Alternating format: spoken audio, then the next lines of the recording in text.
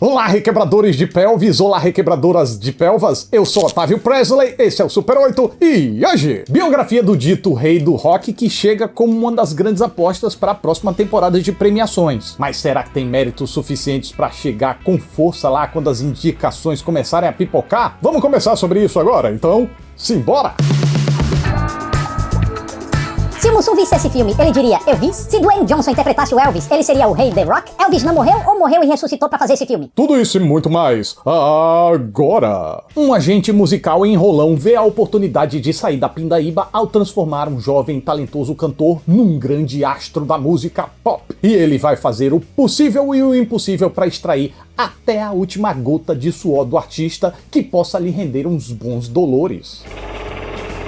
Antigamente eu buscava em filmes biográficos me informar sobre a pessoa retratada. Ok, não é um objetivo de todo errado, mas hoje eu acredito que esse deva ser um dos menores. Diferente de uma série, um filme dispõe de muito pouco tempo para mostrar o seu valor. Então, para fazer com que a vida do biografado se adeque à linguagem do cinema, transformando sua vida em arte quando não tinha um viés artístico, ou readequando quando era de outra modalidade artística, o filme precisa fazer recortes para condensar acontecimentos de forma que acaba deturpando o contexto real de alguma forma. Claro, algum nível de fidelidade é importante, até por questão de respeito aos nomes mencionados, mas certamente não é prioridade. E com esse pensamento, os realizadores de Elvis deixaram muita coisa de fora da vida do cantor. O cineasta Baz Luhrmann até declarou ter material suficiente para um corte de 4 horas. E realmente, esses acréscimos poderiam aprofundar certas questões que aqui não foram tão desenvolvidas assim, como a noção da passagem do tempo, que aqui ficou meio fragilizada, às vezes a gente dá umas perdidas assim quando há um salto muito grande, o declínio do cantor quanto ao uso de drogas e a relação com a esposa. Eu senti falta de uma construção psicológica mais gradual para essas coisas não parecerem avançar tão repentinamente. Claro, isso falando de coisas que o filme trouxe e não se aprofundou, fora ainda um turbilhão de coisa que deve ter deixado de fora. Mas assim, se esses e outros acréscimos forem mesmo feitos para esse corte de 4 horas, talvez a linguagem ideal para a nova versão seja a de minissérie. E eu digo isso porque com 2 horas e 40 eu experimentei o que seria o início de uma exaustão ali por volta das 2 horas. Felizmente ficou ali na beiradola, ficou no quase, graças ao bom senso de Baz Luhrmann ao fazer uma seleção muito precisa do que devia ficar no corte final. E o que ele selecionou foi ideal para o que essa obra tinha a dizer, a história do Elvis, mas de um jeito mais focado na relação dele com o agente Tom Parker. Para isso, a narrativa opta pelas perspectivas dos dois, às vezes alternadas e até, em muitas ocasiões, simultâneas. E essa escolha narrativa faz o filme perder pontos no quesito documental, sem dúvidas. Por outro lado, ganha muito em identidade. Seguindo por esse caminho, Baz Luhrmann pode dar origem a um filme de ascensão e queda de um grande artista,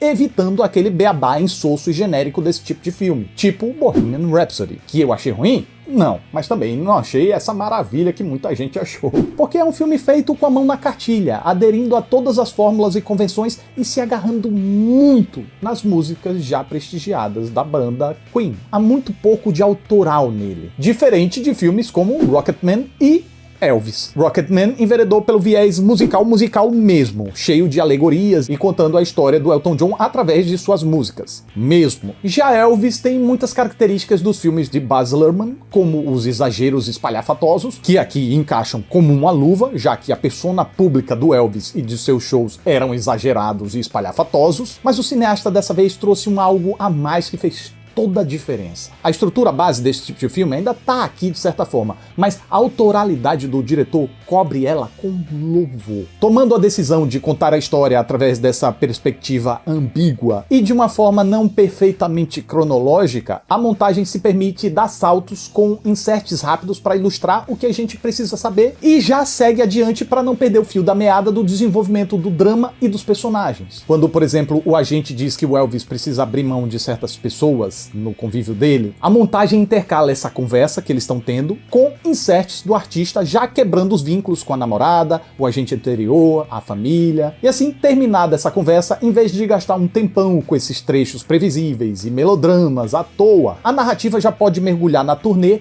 repleta de apresentações retratadas com muita personalidade. Outra coisa que vai na contramão de biografias musicais é que o diretor não procura incluir todo o setlist do artista. Também não se importa com a cronologia real das músicas. Na verdade, ele sequer tem medo de repetir músicas. Hound Dog mesmo é tocada várias vezes e de várias formas. E a cada nova versão, ela ganha um novo significado através dos diferentes arranjos e ritmos. Até porque esse filme aqui evita usar as músicas para narrar o que tá acontecendo. Daquela forma mais óbvia, sabe como é? No caso, a direção só abre exceções quando transmitir a mensagem através da letra da música parte do próprio Elvis. Por exemplo, quando ele canta Trouble, ele tá querendo passar uma mensagem com a letra da música, e quando canta Suspicious Mind, ele diz na letra que tá preso numa armadilha e não pode sair. E no caso, ele tá mandando indiretinhas pro agente e sobre o agente pro público. Outra coisa é que, ao longo do desenvolvimento, a direção ainda adota um estilo que dá ao filme um ar de documentário. Além da gente acompanhar com força a perspectiva do Tom Parker, o filme também tem a narração dele. E isso entra como se fosse um depoimento de um documentário mesmo. Até porque, sobreposto a esse depoimento, entram vários inserts, ora para ilustrar, ora para agregar, ora até para desmentir o que ele está dizendo. Pois é, em certas ocasiões, a narração do sujeito assegura uma coisa, enquanto a representação na tela diz outra. Uma contradição que às vezes é tão sutil que pode passar despercebida. Principalmente porque o Tom Hanks imprime tanta veemência na fala que, somado à tendência que a gente tem de respeitar a voz da narração, pode ser que a gente seja levado a acreditar no que ele está falando. Mas os olhos mais atentos não vão perder o inspirado edifício de contradições que está se construindo diante dos nossos olhos. É algo que instiga sempre a nossa atenção. E assim, com tanto foco e até a narração em off dada ao Tom Parker, o roteiro flerta com a possibilidade dele ser o real protagonista dessa narrativa. Sim, ainda que na história ele seja o vilão e o Elvis, claro, o mocinho. Claro, isso pode frustrar o espectador que tá ali querendo ver um filme do Elvis e ver um filme do Tom Parker falando sobre o Elvis. Então, opa, que é isso aqui? Mas isso é uma fonte criativa instigante, gente. Tem outro filme que prova esse ponto. Amadeus, que apesar de ser um filme em torno do compositor clássico Wolfgang Amadeus Mozart, é protagonizado, na verdade, pelo artista que tinha inveja do dom do Mozart, o Salieri. Então muita gente pode lamentar essa escolha por naturalmente diminuir o tempo em tela da estrela retratada, mas eu acredito que isso engrandeça a narrativa por deixar o entorno dessa figura do ídolo muito mais rico e dinâmico. Aqui, em especial, a parceria Elvis-Tom Parker cria um clima turbulento e isso mantém a catraca girando constantemente. Não que faltasse eventos na vida do Elvis para manter a catraca girando, mas não fica simplesmente aquela coisa de eventos de uma vida, né? A catraca da intriga adiciona um tempero a mais. Além disso, mesmo com tanto destaque ao Tom Parker, o filme jamais negligencia a estrela que dá nome ao projeto. Desde a primeira aparição, dá pra gente notar um apreço muito grande da direção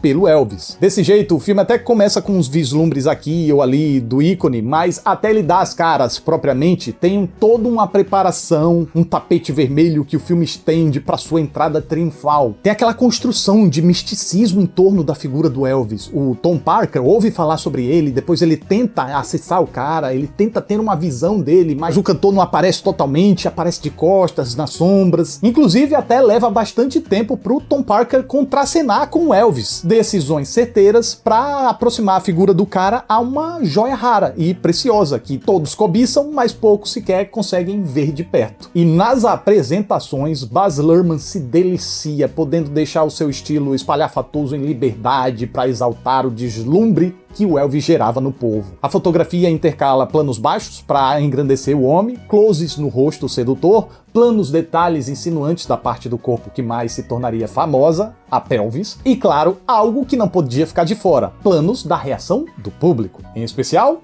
do feminino. Já no primeiro show, enquanto o pretenso agente assiste com olhos estupefatos e mente sedenta pela galinha de ovos de ouro que ele acabou de encontrar, as meninas são tomadas por um delírio incontrolável e reagem desvairadamente a cada passo do cantor. São reações bem superlativas, principalmente se a gente levar em consideração que é um público que acabou de conhecer o cantor, mas que encaixa nessa narrativa condensada e menos literal adotada aqui, até porque é uma narrativa pelo ponto de vista do como a gente. Felizmente, o cineasta teve o bom senso de segurar a viajada quando retrata o contexto racial no qual o Elvis estava inserido, não se omitindo de mostrar que, tendo sido criado numa comunidade predominantemente negra, a base musical do Elvis veio dos artistas afro-americanos. Então, mesmo não negando o talento excepcional do cantor, a direção foi hábil em ilustrar, sem precisar ser expositiva, que se ele conseguiu fazer tanto sucesso com músicas consideradas subversivas e periféricas, isso aconteceu por ele ser branco. Afinal, artistas negros super talentosos já performaram aquelas músicas, mas o sucesso deles não atingiu o mundo, não saiu das comunidades negras. E depois, quando o fenômeno Elvis explode com performances e músicas fortemente influenciadas pelos verdadeiros criadores do rock and roll, e isso causa o maior rebuliço diante dos conservadores, já que a segregação racial não só era fortíssima, como ainda era preservada por lei nessa época, os realizadores tiveram a consciência e o cuidado para não tratar o Elvis como um salvador branco, já que ele sofre retaliação, mas o roteiro deixa claro que não apenas a retaliação foi mais branda do que seria se ele fosse negro, como sua ousadia não ajudou os artistas negros, não libertou os artistas negros. Eles continuaram na subversão e restritos, enquanto Elvis se tornou o rei. Ele podia não ser racista e nem ter passado a perna nos colegas que o inspiraram, mas também o filme não trata ele como um herói. Pelo menos. Na pele de Elvis Presley, a gente tem uma performance reveladora de Austin Butler que, sem sombra de dúvidas, vai levar o ator diretamente ao estrelado. Por mais que a maquiagem não tenha contornado totalmente as diferenças entre as aparências, não demora pra gente aceitar que aquele ali é sim o próprio Elvis. Aliás, não demora não. Em momento algum eu mesmo me questionei enquanto assistia ao filme. As diferenças físicas ficaram só pra depois da sessão por mera trivialidade. Isso se deu pelo esforço do ator em trabalhar corpo, rosto e voz para se aproximar da figura retratada. E olhe que Elvis era bem ímpar nesses quesitos que, por sinal, ainda foram mudando ao longo dos anos. Detalhes aos quais Austin se atentou de um jeito que eu não teria queixas. Mas esses, gente, são detalhes superficiais. Mais importante é despertar dentro de si a essência do personagem retratado. E nisso ele me pareceu ainda mais perfeito em todas as nuances. Quando eu falei de Rami Malek em Bohemian Rhapsody, eu condenei que sua performance estava mais para imitação do que para atuação. Qual a diferença? Imitar é estudar imagens de arquivo e copiar trejeitos superficiais pra galera pensar: nossa, tá igualzinho! Já atuar é completar com a intuição artística, principalmente o que não era público, para que o público possa sentir: nossa, que humano! Percebe a diferença? E se liga o que o Austin Butler declarou numa entrevista. Tentei ser o mais meticuloso possível, mas no final era sobre achar o lado humano dele, tirar a fantasia e trazer também quem ele era no final do dia, sozinho. Parabéns, Austin. Isso é atuação. E lembram do que eu falei em Bohemian Rhapsody? Que o Fred Mercury do Malek sempre parecia um divo, até mesmo nos bastidores. E muita gente defendeu dizendo: ah não, ele era assim mesmo, é só ver vídeos da época. E aí é que tá, gente. Se tem vídeos, não era ele nos bastidores, não era ele em casa, quieto, na intimidade. Então, quando Malek e o roteiro levam esse jeito divo pra intimidade do personagem, a humanidade dele se perde. Diferente do que a gente vê aqui. Austin Butler é sensível ao incorporar o Elvis em seus momentos de fraqueza, ressaltando eventuais retração, insegurança, ingenuidade, desconfiança, exaustão. Repito e não canso de repetir, como um ser humano de verdade, e não como uma figura fantasiosa e mítica. Isso ele era nos palcos, ou de frente às câmeras. Quanto ao personagem que faz o contraponto dele, bom,